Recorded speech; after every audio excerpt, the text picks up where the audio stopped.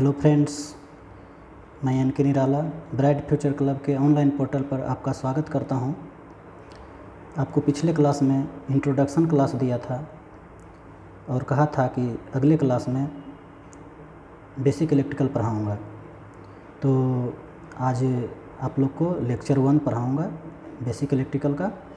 तो देख रहे होंगे कि पिछले कुछ दिन से हम लोग वीडियो नहीं बना पा रहे थे, तो कुछ टेक्निकल फॉल्ट हो गया था, इसके कारण नहीं बनाने में बन रहा था। और अभी भी आपको बना के दे रहे हैं, लेकिन आपको 1-2 दिन हो सकता है नई वीडियो बना पाएँ, तो फिर जैसा होगा देखा जाएगा। तत्काल आपको हम पढ़ाते हैं। तो देखिए, चालक क्या होता है? चालक है कंडक्टर।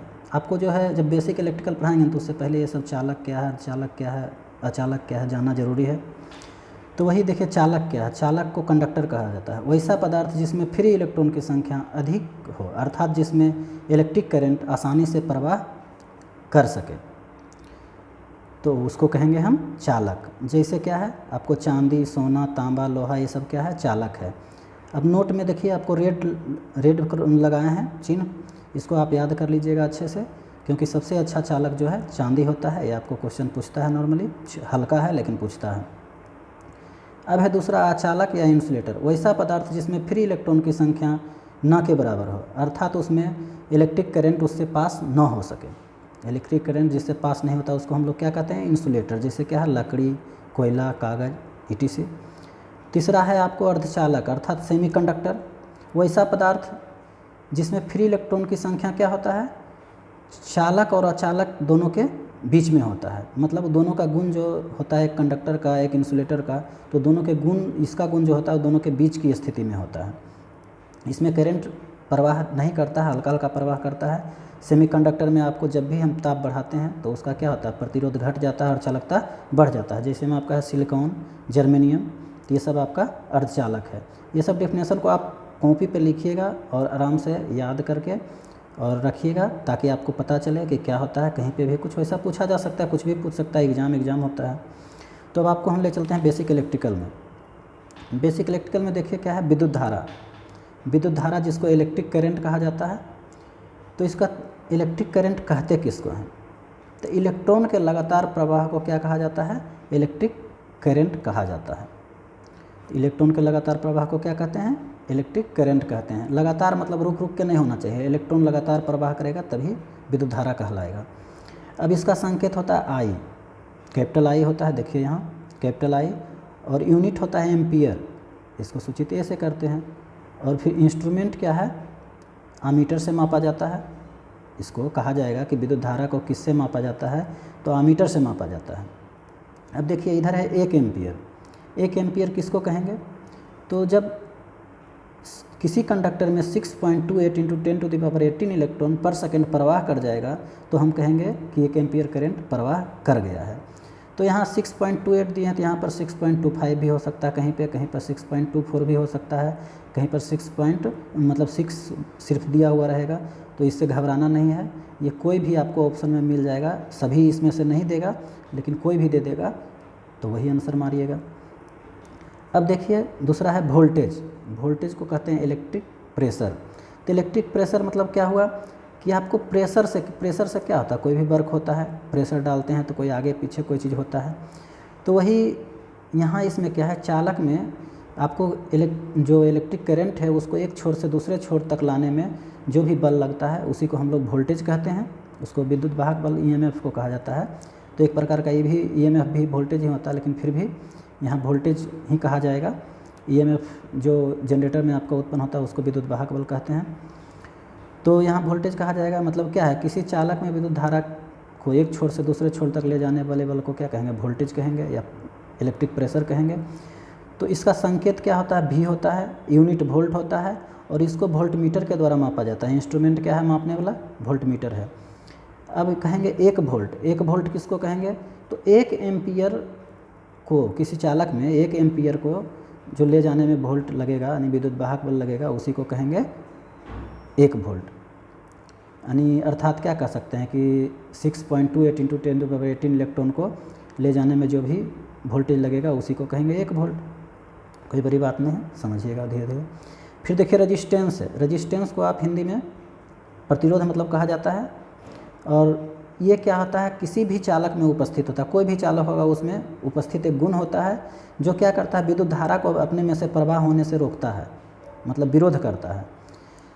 तो उसी को हम कहते हैं प्रतिरोध है। देखिए यहाँ प्रतिरोध का संकेत क्या होता है, कैपिटल आर होता है, यूनिट ओम होता है, ओम का संकेत होता है ऐसा। देखिए यहाँ 4 ओम लिखे हैं, 4 ओम ऐसे लिखा जाएगा। इंस्ट्रूमेंट इसको ओम मीटर से मापा जाता है। और ये देखिए यहाँ संकेत है आपको रेजिस्टेंस का संकेत ऐसे लिखा जाता है। अब देखिए 1 ओम किसको कहेंगे, तो देखिए 1 ओम जब एक एम्पियर करंट प्रवाह कर रहा है तो उसको जितना प्रतिरोध रोकेगा वही आपका क्या कहलाएगा, 1 ओम कहलाएगा। अब देखिए प्रतिरोध का नियम, तो प्रतिरोध का नियम क्या है भाई, प्रतिरोध का नियम, प्रतिरोध क्या कहता है, तो प्रतिरोध कहता है कि किसी चालक तार का ताप बढ़ाने पर उसका प्रतिरोध क्या होगा, बढ़ जाएगा, अर्थात चालकता घट जाएगी। अगर सोचने वाली बात है, किसी चालक का अगर प्रतिरोध बढ़ा दिया जाए, मतलब प्रतिरोध बढ़ा दिया जाए तो उसका स्वाभाविक है कि चालकता घट जाएगा। तो यहाँ क्या है कि जब किसी चालक का तार में तापमान बढ़ा रहे हैं तो प्रतिरोध बढ़ जा रहा है, अब प्रतिरोध बढ़ जाएगा तो चालकता क्या होगा, घट जाएगा, सीधी सी बात है। अब इधर अगला पॉइंट में देखिए, किसी अर्धचालक का ताप बढ़ाने पर प्रतिरोध घट जाता है। इसमें अर्धचालक में उल्टा होता है, अर्धचालक में क्या होगा, जब हम ताप बढ़ाएंगे तो उसका प्रतिरोध घट जाएगा और चालकता क्या होगा, बढ़ जाएगा। इसको ध्यान में रखिएगा, ये सब क्वेश्चन पूछता है। क्वेश्चन पूछ देगा कि अगर किसी अर्धचालक में ताप बढ़ाया जाए तो प्रतिरोध पर क्या प्रभाव पड़ेगा, तो प्रतिरोध क्या होगा, घट जाएगा, और चालकता पर क्या प्रभाव कहेगा, तो चालकता बढ़ जाएगा। ठीक, यही ध्यान में रखना है। अब देखिए प्रतिरोध किन किन बातों पर निर्भर करता है, प्रतिरोध जो है किन किन बातों पर निर्भर करता है। तो एक फार्मूला आप देखे होंगे, R directly proportional to L/A होता है, और उसी को कांस्टेंट के रूप में रो आ जाता है, ये आपको रो कहलाता है। ठीक, ये रो है, इसको विशिष्ट प्रतिरोध कहते हैं। तो और आगे ये कांस्टेंट के रूप में है, जब ये डायरेक्टली प्रोपोर्शनल हटता है तो यहाँ इक्वल लिखते हैं और ये कांस्टेंट के रूप में आता है।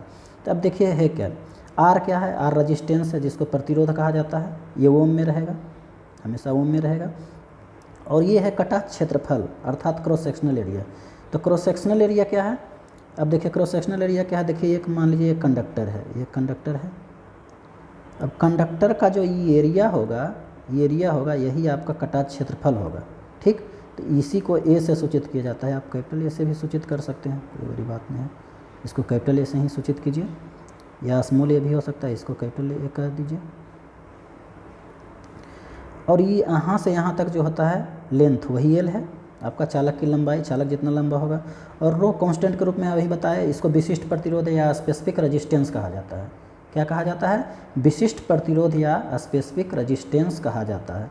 तो स्पेसिफिक रेजिस्टेंस है क्या, तो स्पेसिफिक रेजिस्टेंस किसी भी कंडक्टर का वह गुण है जो किसी भी कंडक्टर में फिक्स होता है, आपको ये चेंज नहीं होता है, किसी भी स्थिति में क्या होता है, चेंज नहीं होता है। आपका लोहा का अलग स्पेसिफिक रेजिस्टेंस है, आपका चांदी का अलग स्पेसिफिक रेजिस्टेंस है, आपका गोल्ड का अलग स्पेसिफिक रेजिस्टेंस है। तो ये किसी भी चालक का अलग अलग होता है। ठीक, अब आगे ले चलते हैं। तो देखिए यहाँ स्पेसिफिक रेजिस्टेंस को रजिस्टिविटी भी कहा जाता है। स्पेसिफिक रेजिस्टेंस को आप रजिस्टिविटी भी कह सकते हैं। और कहा ही जाता है, क्योंकि आपको कहीं क्वेश्चन में आ जाएगा स्पेसिफिक रेजिस्टेंस, तो आप जानते रहेगा रजिस्टिविटी तो नहीं जान पाइएगा। अगर आप जान रहे हैं कि स्पेसिफिक रेजिस्टेंस और कहीं रजिस्टिविटी दे दिया तो लगेगा ये कौन सा नया शब्द आ गया भाई। तो इसको समझिए कि स्पेसिफिक रेजिस्टेंस को रजिस्टिविटी भी कहा जाता है। अब देखिए स्पेसिफिक रेजिस्टेंस का मात्रक भी ओम होता है, स्वाभाविक है, वो स्पेसिफिक रेजिस्टेंस हो या कोई भी रेजिस्टेंस हो तो उसका क्या है, मात्रक ओम ही होगा, सीधे रेजिस्टेंस का मात्रक ओम होता है।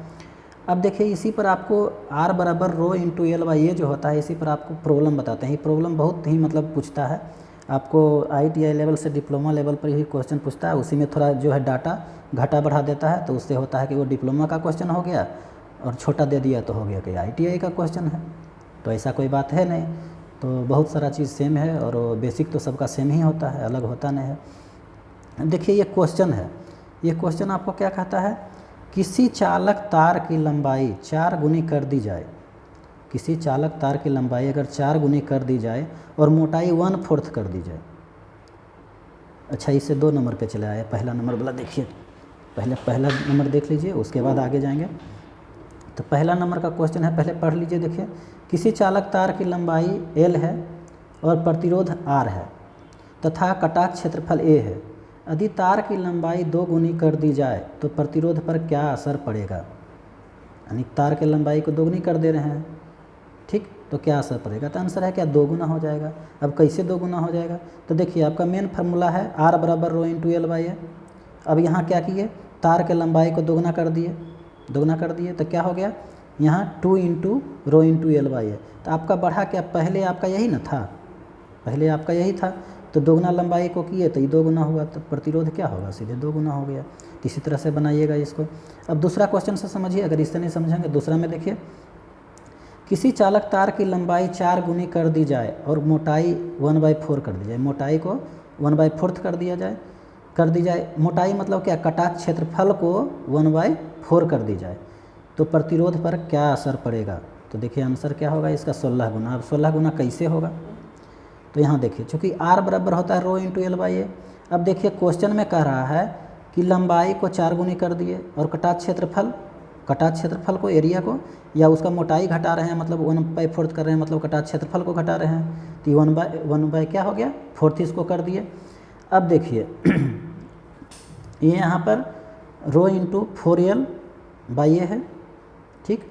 अब यही जो है क्या है, यहाँ A/4 है ना, उलट के गुना होता है, ये सब जानते हैं बेसिक रूप में। तो यहाँ 4 जाके गुना हो गया, तो क्या हो गया, रो इंटू 16L बाई ए। अब इसी को यहाँ ले आए तो 16 रो इंटू एल बाई ए। तब देखिए एक्स्ट्रा में आपका 16 ही आ गया, बाकी ये मेन फार्मूला है, तो जितना एक्स्ट्रा आ गया उतना ही गुना क्या होगा, बढ़ जाएगा। अब रेजिस्टेंस क्या हो जाएगा, पहले जितना था उससे 16 गुना हो जाएगा ज़्यादा। अब देखिए अगला क्वेश्चन फिर है, क्वेश्चन नंबर 3 को देखिए, किसी चालक तार की लंबाई खींचकर 2 गुनी कर दी जाए। अगर कोई चालक तार है तो उसको लंबाई मान लिया जाए कि पहले इतना था, ए से बी तक मान लिया जाए था, इसको 2 गुना कर दिए, इतना लंबा और बढ़ा दिए, ये सी तक चला गया, तो 2 गुना हो गया। तो 2 गुना का वही का 2 गुना कर दी जाए तो प्रतिरोध कितना गुना होगा?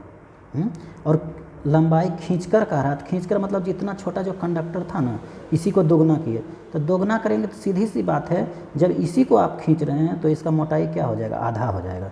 तो आपको वही चीज़ लिखे हैं, देखिए नोट में, जब खींच कर कहा जाए तो जितना गुना लंबाई बढ़ाएंगे कटा क्षेत्रफल उतना से डिवाइड हो जाएगा, 2 गुना करें 2 से भाग हो जाएगा।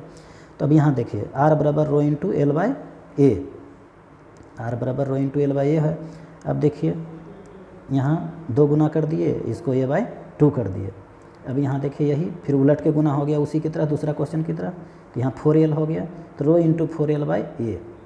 अब एक्स्ट्रा क्या हुआ, मेन फार्मूला आपका ये है, एक्स्ट्रा 4 बढ़ गया, तो वही 4 गुना आंसर हो गया इसका। तो इस तरह से धीरे धीरे हम लोग सीखते चलेंगे, ठीक, धीरे धीरे सीखते चलेंगे। इतना तक आज रहने देते हैं, और आप इसको जब भी है कॉपी कलम पे लिखिए और बनाइए, और इस तरह का क्वेश्चन खुद से भी बन पाता है तो बनाइए, और आगे भी हम बताते रहेंगे। तो आज तक के लिए इतना ही, अब अगला क्लास में फिर आगे लेके आएंगे। अब देखिए कल हो सकता है वीडियो ना बना पाएँ, अब परसों बनाएंगे। तो अभी तक के लिए इतना ही, अगले क्लास में इसके आगे बताएंगे। धन्यवाद, गुड नाइट।